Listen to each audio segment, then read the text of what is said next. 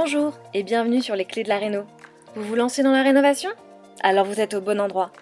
Les clés de la réno, c'est le podcast qui vous accompagne tout au long de votre projet pour aménager et décorer la maison ou l'appartement qui vous correspond.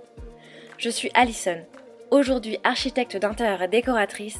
Je vous propose ici mes conseils et mes astuces pour transformer votre projet en un intérieur beau, chaleureux et fonctionnel dont vous serez fiers. Je suis passée par là. Je sais ce que c'est que de devoir gérer une rénovation en plus de son quotidien. C'est pas toujours une partie de plaisir, mais ça en vaut tellement la peine au bout du compte. Seul ou avec un invité, laissez-moi vous aider à simplifier les étapes, vous apporter les clés dont vous avez besoin pour que votre projet se passe au mieux. Imaginez, vous saurez enfin par où commencer et comment faire les bons choix.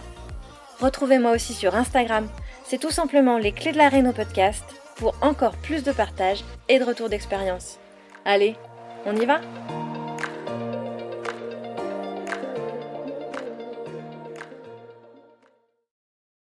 Hello les rénovatrices et les rénovateurs et bienvenue dans ce nouvel épisode de Les Clés de la Réno, le podcast. Aujourd'hui, c'est un nouvel épisode décryptage. Tu sais, le format dans lequel j'invite une experte de mon réseau professionnel du secteur pour qu'on prenne le temps d'aller au fond d'un sujet. Pas juste l'effleurer. Vraiment, on prend le temps. Et le sujet du jour, c'est quelque chose que j'ai moi-même vécu avant de faire de l'architecture d'intérieur mon métier et que tu vis peut-être toi aussi en ce moment. La peur de se tromper dans sa réno. Pas la peur du sujet trop technique, pas la peur des artisans qui t'embrouillent, quelque chose de bien plus profond, plus silencieux. Cette petite voix intérieure qui te dit « mais si je faisais le mauvais choix ?» La peur de casser, la peur que ce soit irréversible, la peur de choisir un carrelage qu'on regrettera dans 3 ans ou de lancer des travaux sans vraiment comprendre dans quoi on s'embarque. Cette peur, elle est complètement normale quand on n'y connaît rien. Et surtout, j'en suis la preuve vivante, on peut la dépasser. Pour en parler avec moi, j'ai la chance de recevoir Pauline Sûr, architecte à Lyon, qui accompagne au quotidien des particuliers dans leurs projets de rénovation, puisque c'est sa spécialité. Elle voit concrètement ce qui se passe dans la tête de ses clients avant même le premier coup de marteau. Bonjour Pauline, et merci d'être là avec moi aujourd'hui. Bonjour Alison, merci de m'accueillir. Écoute, c'est un plaisir. Est-ce qu'on pourrait commencer déjà, pour ceux qui ne te connaissent pas encore, par une petite présentation? Est-ce que tu peux nous raconter un peu ton parcours? Bien sûr. Alors donc je suis architecte DPLG, même si on ne dit plus DPLG depuis plus de 20 ans, depuis 2005. C'est l'ancien label, on va dire. Ouais, mais parce que le nouveau est incompréhensible, c'est architecte DEHMONP. C'est ça. Voilà. Donc bref, je suis donc architecte depuis 2010 et fondatrice et co-gérante de l'atelier Réarchitecture, qui est donc une petite agence spécialisée en réutilisation intelligente de l'existant. En gros, on part de ce qui existe déjà. On travaille autant avec des particuliers que pour des bureaux, des établissements recevant du public, du tertiaire. On essaye justement de varier un maximum les commandes, mais toujours avec des espaces qui existent déjà, donc rénovation, transformation, surélévation, extension, heu, Mhm. reconversion, peu importe, juste on veut partir de ce qui est déjà là. Et en fait, pourquoi? Parce que, on se rend compte qu'il y a, beaucoup d'espaces justement qui existent déjà et qui sont sous-utilisés, sous-évalués. Et justement, plutôt que d'aller construire et d'aller encore agrandir et agrandir, agrandir les villes, en fait, utilisons déjà ce qui est là. On se rend compte qu'il y a des pépites incroyables. On voit des lieux, de dingue en plein cœur de ville. Donc en fait, voilà, il y a cette conviction de se dire, on va faire avec plutôt que d'aller encore, construire et augmenter la surface des villes. La deuxième raison, c'est parce qu'on est, toutes les 2 donc avec mon associé, on est associés depuis presque 8 ans maintenant. On est toutes les 2 passionnées par, l'ancien, ou en tout cas par ce qui existe et ce qui a déjà une âme. Et aussi parce que, après nos expériences précédentes, hein, on a toutes les 2 travaillé dans des agences d'architecture avant de se lancer. On a, toutes les 2 travaillé dans du neuf et on se rend compte que ce soit pour le projet que pour le chantier, c'est pas du tout, c'est pas la même chose. Dessiner un projet neuf, a priori, s'il est bien dessiné, le chantier va bien se passer, il y aura pas de souci. Un projet de rénovation, d'extension, de surélévation, en tout cas sur quelque chose qui est déjà là, même si c'est très bien dessiné, même si c'est On hyper sait bien, jamais ce qui va se passer. et c'est ça qui est trop bien. Ah Et oui, c'est c'est ça qu'on exaltant aime. pour vous, j'imagine, oui, Ah c'est mais sûr. pour nous, c'est en fait, on se dit que tous les jours, on va avoir, des appels de nos artisans sur les chantiers et qui vont nous dire: «Merde, j'ai découvert tel truc, il y a ça qui va pas». OK, ben, pas de souci. Surprise! Voilà, surprise plus ou moins bonne, mais on sait qu'il y a toujours des solutions et du coup, on le voit aussi avec des artisans. Il y a des artisans qui sont faits pour le neuf, d'autres qui sont faits pour la réno et on le voit, il y en a certains qui vont paniquer dès qu'il va se passer quelque chose qui ne correspond pas au plan et d'autres, tranquille, on va en discuter, tout va bien. En fait, il y a jamais de problème. Il y a justement toujours que des solutions et c'est ça qui est C'est vrai. On a toujours peur effectivement que enfin ça c'est aussi un truc que j'ai dit dans des épisodes précédents, mais quand on ne sait pas, quand on ne l'a jamais fait, on a toujours peur de l'impasse. Alors qu'en fait, il y a vraiment des solutions pour tout. Enfin, on trouve toujours une solution. Surtout quand on est accompagné des bons artisans, c'est sûr, ça facilite aussi la chose. c'est sûr. Mais il y a toujours une solution. Après, bon, voilà, il peut y avoir un impact budgétaire plus ou moins important et c'est ça qui peut conditionner, mais la solution, on la trouve. Voilà, faut pas avoir peur, effectivement, Exactement des et puis surprises. l'impact budgétaire, alors c'est sûr quand on a des mauvaises surprises, bien sûr que ça peut évidemment coûter très cher. Mais justement, si on est aussi bien accompagné et c'est aussi notre rôle, c'est que quand on a des travaux supplémentaires ou des plus-values, bah, nous, on connaît le projet par cœur et on va essayer de trouver des moins-values et en fait, on va toujours essayer d'équilibrer et on va trouver des astuces pour que d'autres choses complètement ailleurs coûtent moins cher pour équilibrer cette surprise. En fait, tout au long du chantier, on a ce suivi-là qui fait du coup, tout se passe bien et effectivement, mais cette peur, elle est complètement, elle est légitime et en fait, dans n'importe quel domaine, quand on ne connaît pas, on a peur. C'est ça, exactement. C'est ce qu'on va voir Voilà. tout au long de cet épisode. J'aimais bien, je voulais rebondir là-dessus quand même, réutilisation intelligente de l'existant. C'est On la une travaille belle cette phrase, hein. formulation hein, Ouais, pour parler ouais. de rénovation. J'aime beaucoup, j'aime beaucoup. Tu vois, j'avais encore jamais entendu, mais c'est très sympa. Et donc dans cet épisode, on voulait parler ensemble de justement la peur de se tromper, la peur de se tromper quand on se lance dans un projet de rénovation ou un projet de travaux de manière générale. Et je te propose donc qu'on l'aborde sous deux angles, c'est ce qu'on s'est dit. D'abord, il y a vraiment la peur de se lancer dans les travaux, voilà, qu'ils soient petits ou grands, mais quand on n'y connaît rien en travaux et en transformation, justement, on ne sait pas. Voilà, on peut avoir peur des impasses, des imprévus, de ce qu'on vient d'évoquer, mais la peur de se lancer dans les travaux. Et le deuxième angle, ce sera effectivement la peur de faire les mauvais choix.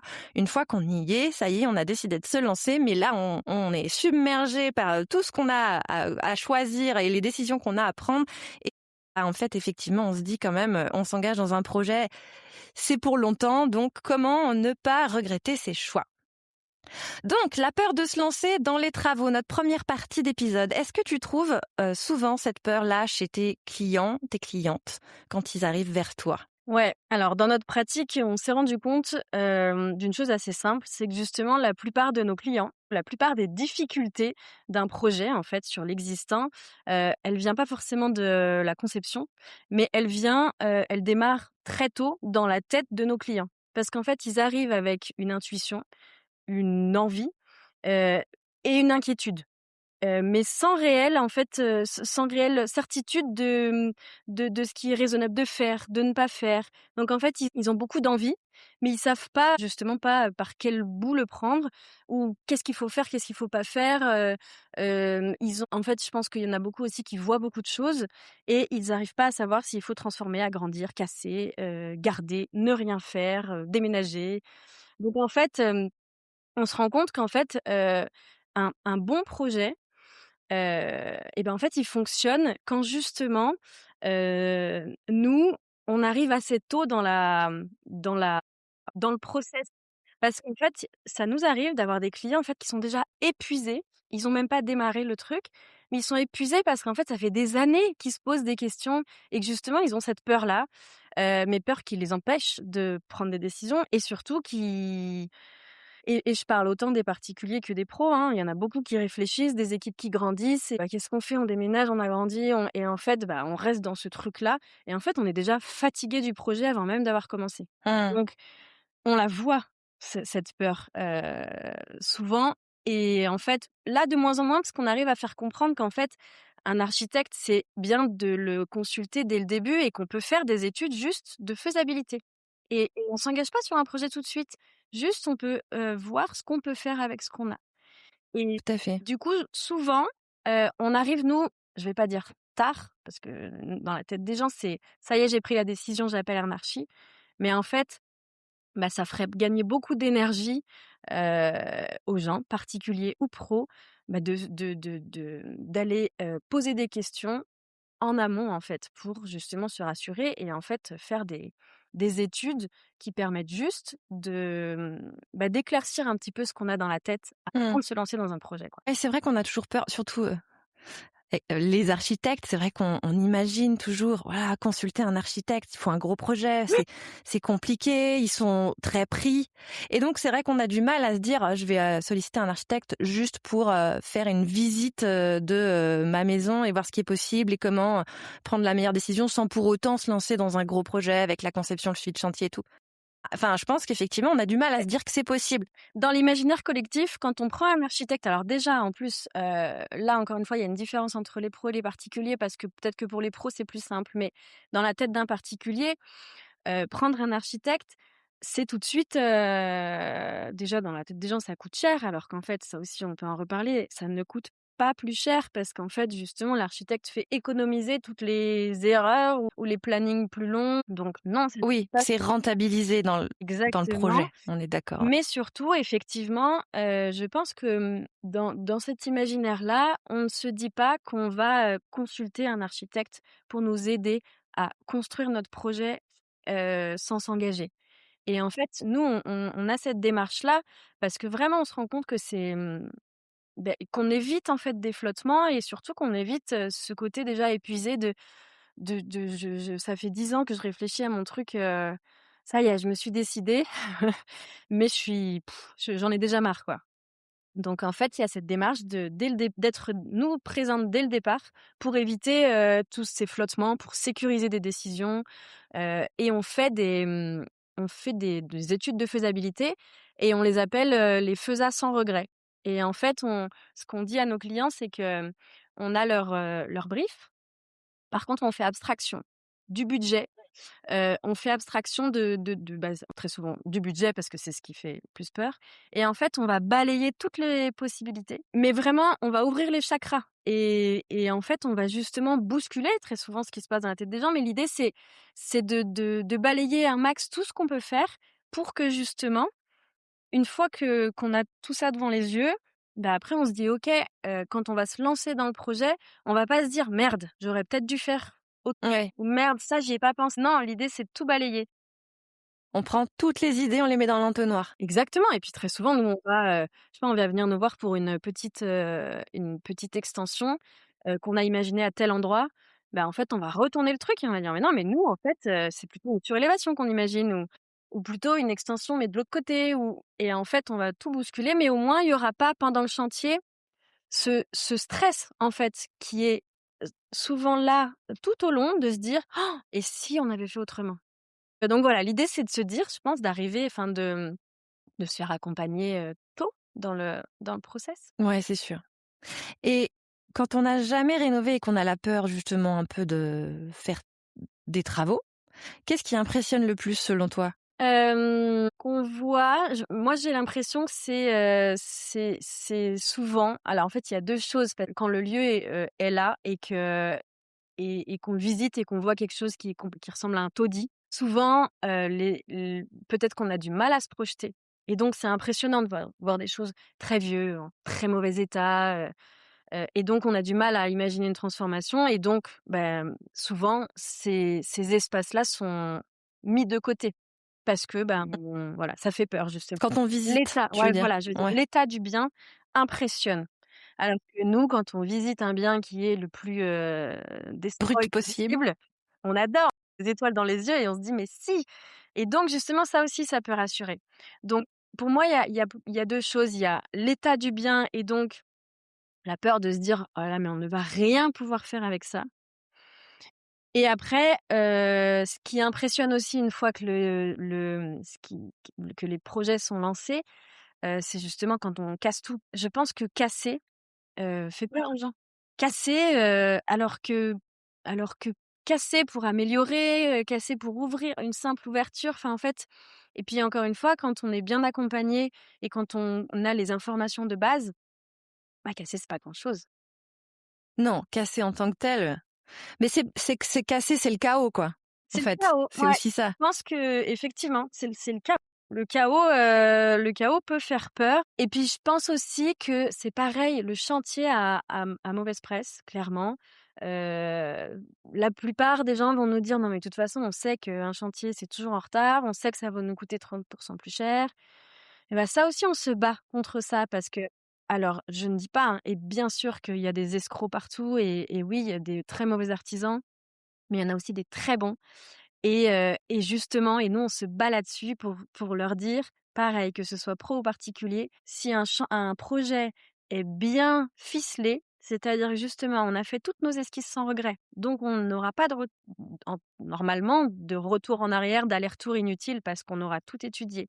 Si tout est bien calé, si tout est bien écrit, si on prend le temps, plus une étude est longue et justement on prend le temps, on fait Mmh. plein de rendez-vous en amont et ben normalement quand on démarre le chantier et bah, il tient. Franchement, Ouais, c'est ça. tenir tous nos plannings. Mmh. Mais parce que Mais tout c'est est ça aussi anticipé. que, je trouve, quand on ne sait pas, on a du mal à comprendre ou à accepter aussi. C'est le temps de latence de la conception. On aurait envie que ça commence très vite. Trop vite, on se précipite souvent. Alors qu'en fait, pour qu'un chantier se passe bien, au moment où tu commences le premier coup de marteau, il faut effectivement toute cette période de réflexion, d'aller-retour, de projection pour vraiment maturer aussi le projet. C'est indispensable. Et pour le coup, c'est difficile de passer à côté, je trouve, quand on veut vraiment faire quelque chose de sans regret. Exactement, c'est ça, il faut, et tu as raison. Très souvent on a envie d'aller très vite et de commencer le chantier. Très souvent, on nous dit, «On signe, l'achat de notre maison ou de notre local, à telle date, donc on aura les clés, donc on démarre». Bah, Faut non. déménager dans 6 mois. Donc, prenons le temps et justement quand on prend le temps et que tout est anticipé, encore une fois dans la réno, on ne peut pas tout anticiper, mais anticiper au maximum, bah, du coup, on sait qu'on démarre un planning et on arrive à le faire tenir, mais vraiment et je vais te donner un exemple qui est justement le plus flagrant pour nous. On a fait un chantier, un gros chantier rénovation d'un clubhouse de golf. Donc il y avait, un restaurant avec une cuisine professionnelle, le clubhouse, les vestiaires, la totale. Il y avait 800 carrés. Sauf que eux, il fallait qu'ils ferment en hiver, c'est leur période la plus creuse. Ils avaient 4 Ouais, mois. 4 mois, 800 carrés, plusieurs millions d'euros. Donc un truc où normalement en 4 mois ça se fait gros pas. enjeu. Et ben, on a mis un an et demi d'études et on leur a dit: «OK, on veut bien le tenter.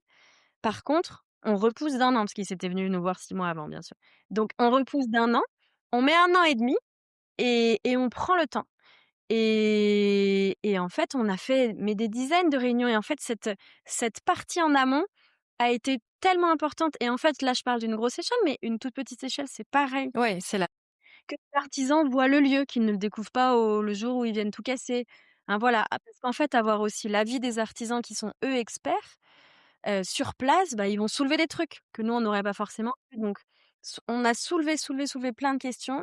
On a démarré le chantier et on l'a fait en 1 mois, en 4 mois, tout pile.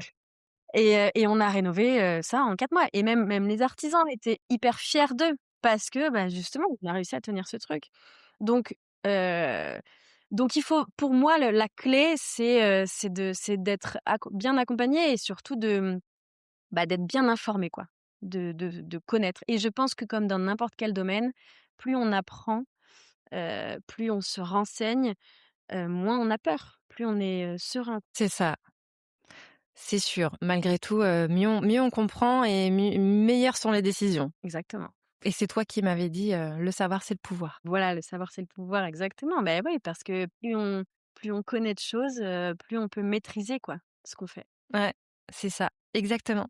Et donc, cette peur de se lancer, à quel moment tu sens qu'elle s'estompe dans un projet? Je pense que quand les espaces se dessinent, quand justement ça s'éclaircit dans la tête de nos clients, que ce soit au tout début pendant cette fameuse, faisabilité sans regret, parce que justement, ça en fait, on enlève du questionnement. Donc il y a autant dans la conception quand, ça s'éclaircit parce qu'ils arrivent, ils ont des envies, mais ils savent pas trop comment, par quel bout le prendre.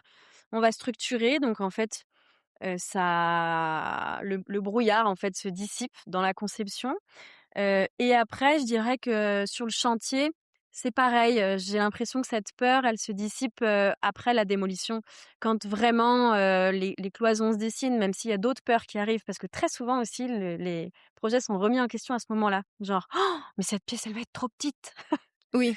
Parce qu'il y a Ah bah, décidé quand de quand la 3D prend la devient réalité. ouais, c'est C'est ça. quand le moment où tu passes à la réalité, où tu te dis: «Ah finalement je l'avais pas exactement imaginé comme ça, c'est plus petit, plus grand que ce que je pensais», ouais. Voilà, donc là aussi, ça remet en question et on sent que les peurs reviennent. Mais Mmh. pareil, en accompagnant correctement, en expliquant, ça se redissipe. Mais Mmh. je pense vraiment que quand on justement, quand on éclaircit les choses et que les phases sont prises petit à petit et c'est ça aussi qui est important, c'est-à-dire que quand on fait un projet, penser tout de suite à la poignée de porte ou à tel luminaire. C'est prendre les choses à l'envers. D'abord, regardons les grandes lignes, la distribution, comment le lieu peut fonctionner, qu'est-ce que ça lui rapporterait de rajouter tel ou tel espace et puis, en fait, petit à petit, on rentre dans le précis. Dans le détail. Mmh. Ouais, c'est sûr. Du gros au plus précis, enfin du plus gros au plus précis, effectivement. Voilà et donc quand on enlève ce qui va pas, forcément ça va mieux et on a moins peur. C'est vrai, c'est vrai. Mais malgré tout, se dessinent d'autres, effectivement, d'autres choix et d'autres, questionnements. Parce qu'une fois qu'on a décidé d'y aller, qu'on se lance dans les travaux, il y a cette autre peur donc qui nous arrive, qui est celle de mal choisir. Mal choisir effectivement les matériaux, mal choisir, les couleurs, mal choisir enfin, là, il y a toute une multitude de décisions et effectivement, comme on l'a dit, la réno on fait quand même un certain nombre de choix qui sont ancrés. Du coup, on va pas changer la vasque de la salle de bain tous les 4 matins. Donc Non, c'est effectivement, sûr. voilà, comment est-ce qu'on gère la peur de mal choisir? De quoi tes clients ont-ils peur exactement à ce moment-là, toi? Qu'est-ce que tu vois effectivement sur les chantiers? Alors, je pense que on a souvent, le trop de choix. C'est-à-dire que quand on rentre dans un magasin, de carrelage, par exemple, il y en a trop et souvent le trop de choix fait très peur parce qu'on a Mmh. envie de tout, on a envie de rien. Enfin, il y a un espèce de chaos qui se réinstalle justement parce que et je parle de carrelage, mais ça Ouais. peut être de n'importe. C Quand on rentre là-dedans, je pense que ça fait peur, le trop de choix et maintenant, en plus de ça, avec, les réseaux, les Pinterest, il y a, enfin, c'est beaucoup d'informations. À chaque nouvelle image, c'est des nouvelles idées, c'est ça? Voilà, donc ça peut arriver des clients qui vont changer d'avis très souvent parce qu'ils ont vu telle image, voilà. Donc là aussi, notre rôle est de les accompagner et je pense que ce qui est, ce qui apaise, c'est un accompagnement, personnalisé. Donc c'est d'essayer de comprendre, qui sont, nos clients, de quoi exactement ils ont besoin, comment ils vivent, pour justement, pouvoir les guider, dans les meilleurs choix. Ce qu'on fait et on voit que ça rassure, c'est que nous, on fait des pré-choix. On fait des pré-choix avec des échantillons et que du coup, nos clients arrivent et ils ont que le choix entre 2, 3, pas plus et ils ont pas, Oui, l'immensité de du magasin et d'internet du devant eux. magasin. Voilà. Donc je pense que ça aide. Après, il y a aussi encore une fois dans l'idée de se faire accompagner, par des spécialistes, nous on est architectes, mais on travaille aussi avec des architectes d'intérieur Et du coup, ça aussi, c'est pas mal parce que, notamment dans nos bureaux, on accueille une architecte d'intérieur et donc il y a plusieurs projets qu'on fait en collaboration. On reste de structures complètement différentes, mais on fait en collaboration. Ce qui fait que du coup, il y a aussi ce sentiment d'être accompagné, vraiment de manière personnalisée et d'avoir la partie architecture, maîtrise d'œuvre et la partie architecture d'intérieur où là, pareil, il y a même accompagnement sur le choix de mobilier et cetera.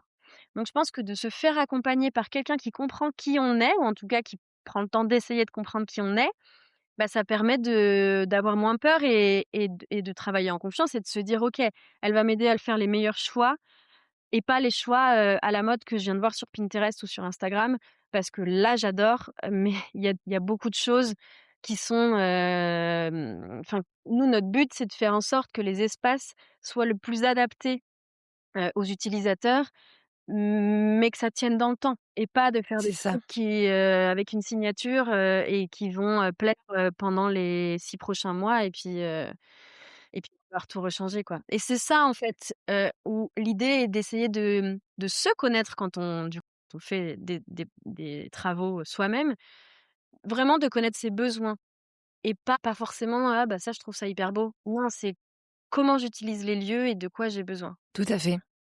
Savoir de quoi on a envie exactement. Enfin, de se connaître avant de savoir de ce qu'on a C'est envie effectivement. Et puis savoir aussi se détacher des tendances pour exactement, créer un intérieur dans lequel on va pas se lasser. Effectivement, exactement. c'est se comprendre et c'est sûr. Et c'est pas forcément, enfin, c'est pas un exercice facile Non, tellement on est submergé aujourd'hui par les images et les belles les choses et on images, a envie de tout et c'est c'est ça. sûr. Et puis, il y a aussi bien se mettre dans la tête que ce qui est important quand on entreprend des travaux de rénovation, c'est de se dire qu'il y a, en fait, il y a plusieurs strates. Donc il y a l'enveloppe. C'est hyper important de bien gérer l'enveloppe.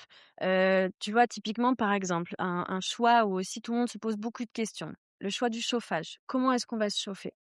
Et du coup, pareil, il faut bien étudier la maison, l'orientation, la ventilation, comment aujourd'hui elle est faite, le mode de construction, comment, pour faire une rénovation énergétique, hyper adaptée.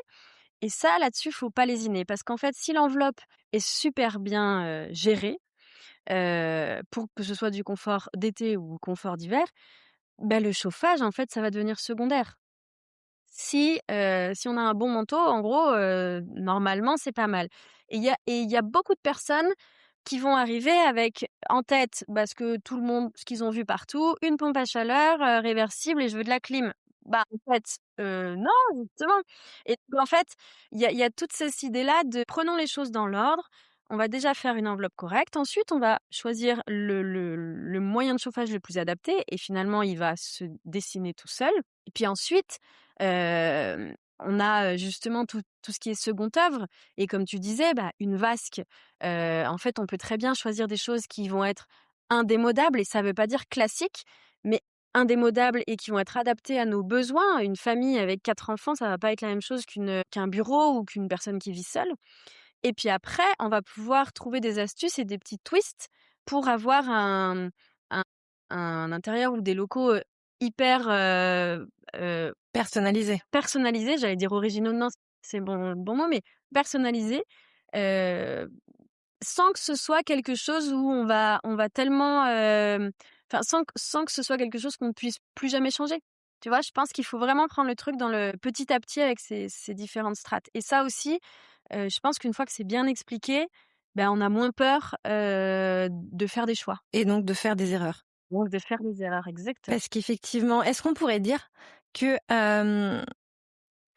parce que malgré tout, on peut, enfin, c'est pas on peut commettre des erreurs sur les choix, mais pour l'avoir vécu, même moi dans mon projet de rénovation, il y a quand même des choix que moi j'ai pu regretter. Tu vois, le choix d'un matériau de plan de travail ou il y a quand même des choses quand on se lance, on sait pas trop. On peut aussi être un peu à court de budget à un moment et faire des choix qui sont peut-être pas les plus pertinents, les plus optimales en fonction de qui on est, de comment on a envie de vivre chez soi.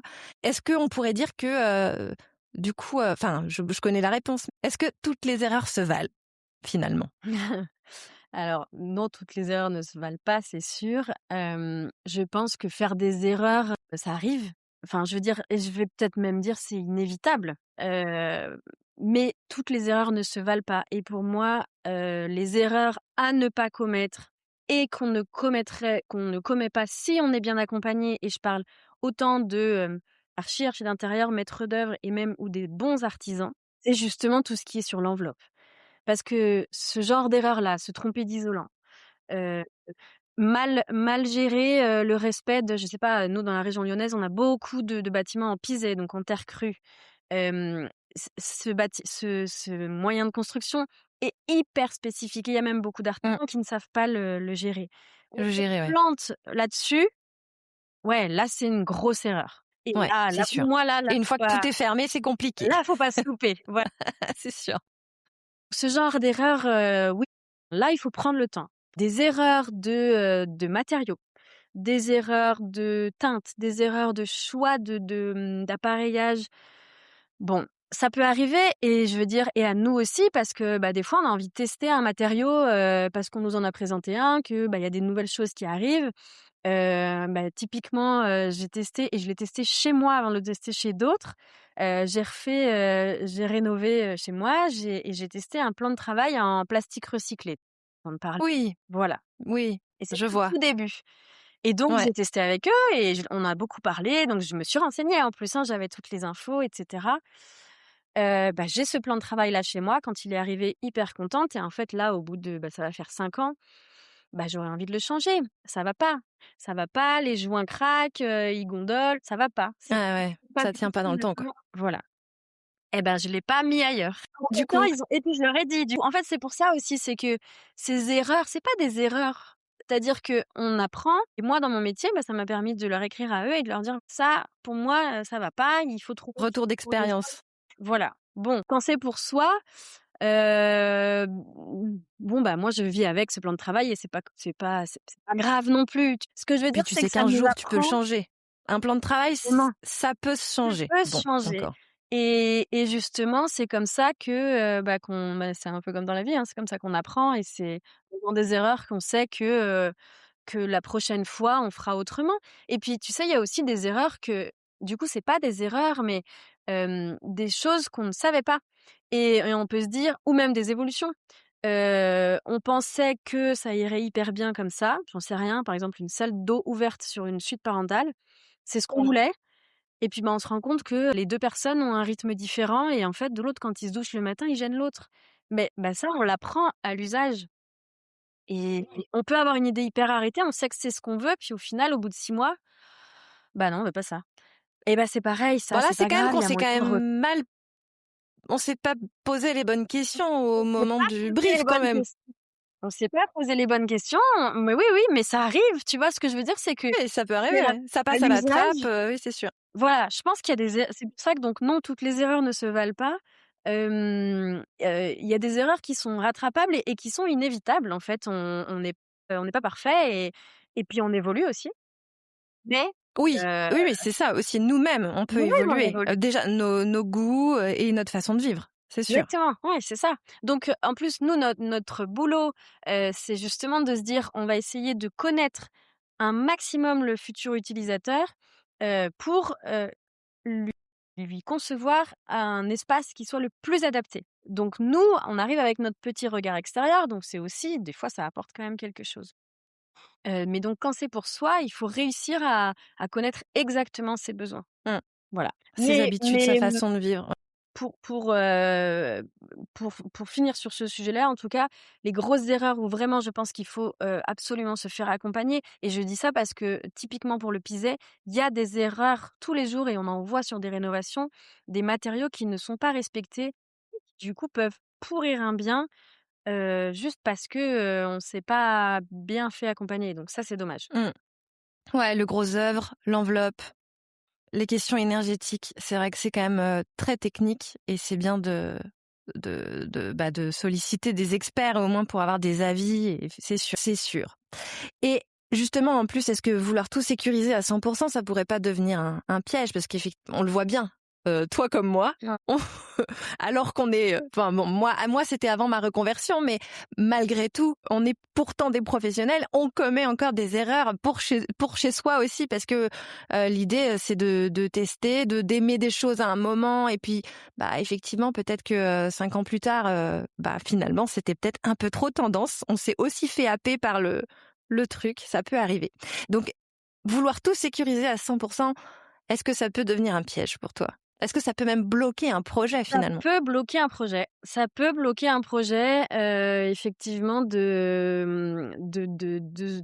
en gros, on doute tellement ou on veut tellement, oui, comme tu dis, sécuriser à 100 que, bah, du coup, on fait plus rien.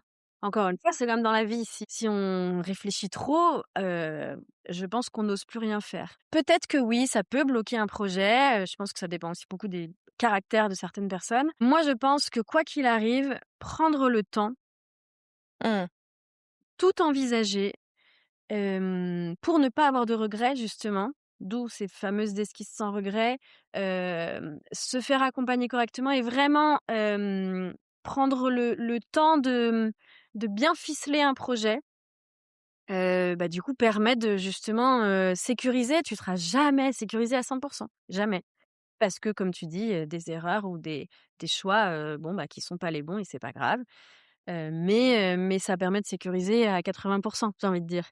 C'est ça. Mais voilà, le plus important, c'est de ne pas vouloir, aller trop vite, je pense et essayer d'envisager tout ce qui peut se passer, quoi.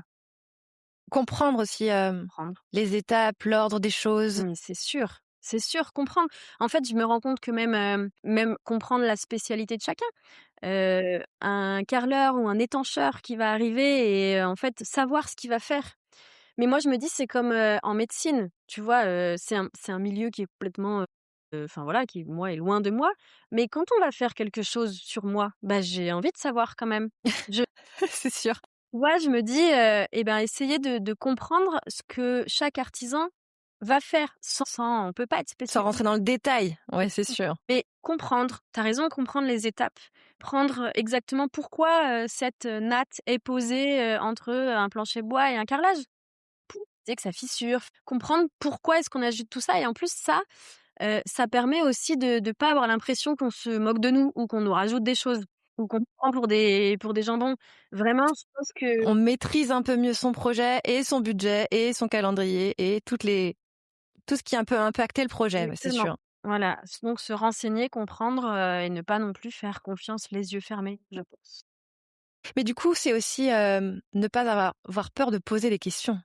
Parce que quand on se retrouve face à des experts comme ça, bah, que ce soit effectivement un professionnel de la conception, un archi, un maître d'œuvre, c'est peut-être plus facile, mais aussi quand on se retrouve face à un artisan ou un expert de quelque chose, on peut avoir le syndrome de, je sais pas de l'imposteur là pour le coup, mais le Mmh, syndrome de celui qui n'y connaît rien. On n'a mmh. pas envie de paraître trop naïf ou justement de montrer qu'on n'y connaît rien et on n'ose pas poser des questions et finalement c'est un peu se tirer une balle dans le pied quand même. Je comprends qu'effectivement montrer qu'on n'y connaît rien, on a l'impression que justement, ça va jouer en notre défaveur. Mais moi je pense, enfin, moi je suis vraiment, je suis pour l'inverse, en fait et tu vois, je me dis même, quand on a, des stagiaires avec nous, même tout jeunes, mais en fait, je leur dis: «Mais je préfère largement que vous me disiez que vous ne compreniez pas». Enfin, je trouve qu'au contraire, moi, quelqu'un qui me dit qu'il ne comprend pas ou qui pose des questions, ben, justement, je vais me dire qu'il s'intéresse et donc il a envie de comprendre et donc, bah, je vais pas, enfin, tu vois, je me dis que et même nous, même, ça fait, du coup 15 ans que je suis dans ce métier-là et ben, j'en pose encore des questions parce que je découvre des choses tous les jours et que je me dis que c'est un travail d'équipe. Pour moi, un chantier, c'est un travail d'équipe et c'est un travail d'équipe entre les clients, l'architecte, les artisans et même, si on va plus loin, les instructeurs en mairie. C'est un travail d'équipe et chacun a sa spécialité et le client, sa spécialité, c'est que ça va être chez lui, en fait. C'est lui qui sait. Il y a que lui qui sait comment il va utiliser les lieux. Donc en fait, lui aussi, il a une expertise. Donc je me dis que si chacun pose des questions justement pour essayer de comprendre l'autre ou ce que va faire l'autre ou pourquoi l'autre préfère ça, Bah, en fait, ça peut pas, jouer en ta défaveur, je pense. Au contraire, ça peut montrer que tu as envie de comprendre, et donc il faut pas te prendre pour un pigeon. C'est ça. Mais c'est vrai que, bon, malgré tout, quand on est femme et quand on est sur un Bien chantier, sûr. quand on est face à des artisans hommes, malgré tout, bon, c'est un peu la situation idée reçue, j'ai envie de dire. Mais on l'a vécu, je pense toi comme moi. Oui. Parfois, on peut être dans une situation où effectivement, on sent qu'on peut être un peu minimisé parce qu'on est une femme, qu'on connaît pas la technique, et donc la peur de poser des questions. Enfin, tu vois, pour avoir été effectivement cliente et à un moment n'y avoir rien connu, Ouais. je me rappelle très bien des moments effectivement où moi je posais des questions et on répondait à mon conjoint. Voilà, ça met quand même. C'est pas forcément toujours facile. Malgré tout, je pense qu'il faut effectivement essayer de passer au-dessus et continuer à poser des questions. Oui, exactement. Je pense qu'il faut continuer à poser des questions, continuer à se renseigner et ne pas avoir peur de poser des questions, sans rentrer dans l'inverse, et du coup devenir trop parano. Et il y a quand même un juste milieu à trouver, mais tu as complètement raison. Le fait d'être une femme dans ce milieu-là, que ce soit, sur un chantier avec justement des professionnels ou, quand on est un particulier et qu'on essaie de rénover, soi-même son quelque chose chez soi, oui, être une femme, je pense que ça nous dessert. Alors, ça nous dessert et en même temps, il y a quand même de plus en plus d'artisans. Je pense quand même l'évolution est longue, mais je pense que Oui. ça évolue parce que nous, on le voit avec beaucoup de nos équipes, heu, plus jeunes, heu, qui sont beaucoup plus ouverts, en fait. Mmh. Je pense que ça évolue tout doucement.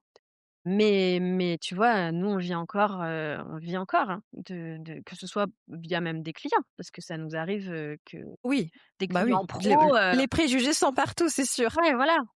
Que nous, tout de suite, on est femme, donc on est architecte d'intérieur ou décoratrice, tu vois? Mmh. Et même vis-à-vis des clientes, j'ai envie de te dire. De Et clientes qui même te vis-à-vis des prennent pour une clientes. décoratrice. Tu as raison, ouais.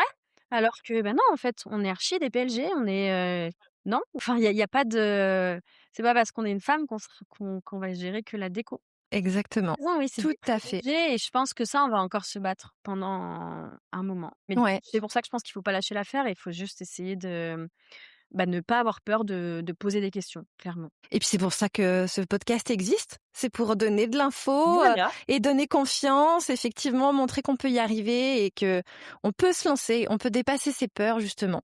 Et quand une cliente est plus informée, qu'elle comprend mieux les choses, qu'elle ose poser des questions, qu'elle comprend effectivement les étapes, les codes, ça change quoi pour toi en tant que experte accompagnante?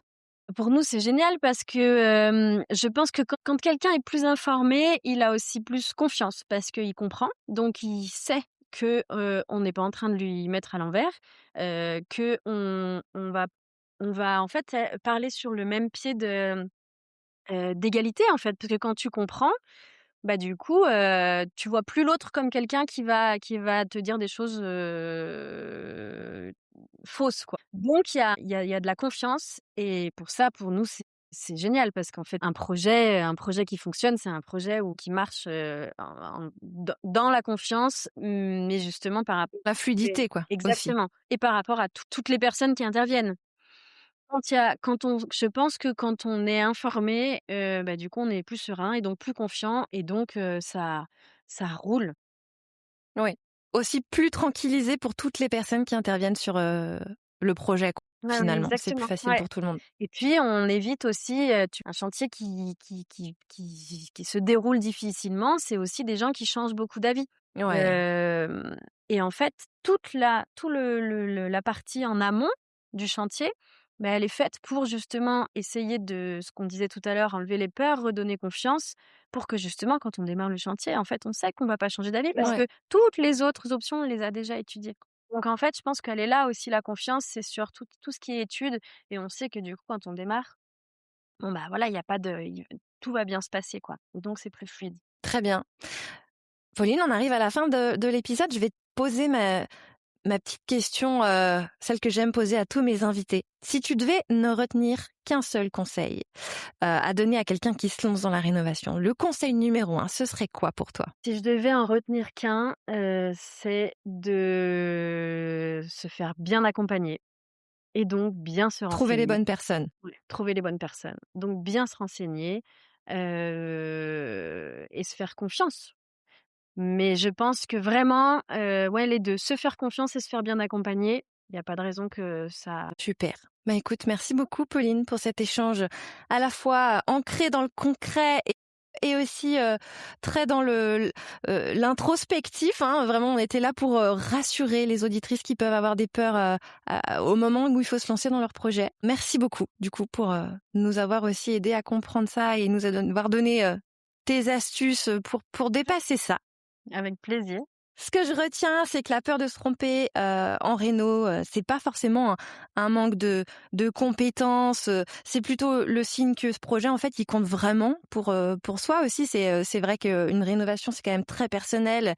Il y a des enjeux qui nous dépassent souvent, que ce soit vraiment lié à soi ou financièrement aussi. Et donc, c'est ce qui fait que c'est un projet auquel on tient fort et qu'on veut bien faire. Et donc, c'est aussi pour ça que, clairement, ça peut nous chambouler et ça, c'est forcément, aussi une bonne chose, une bonne base pour avancer, que de savoir ça, de prendre conscience des enjeux, que ça peut nous représenter pour nous.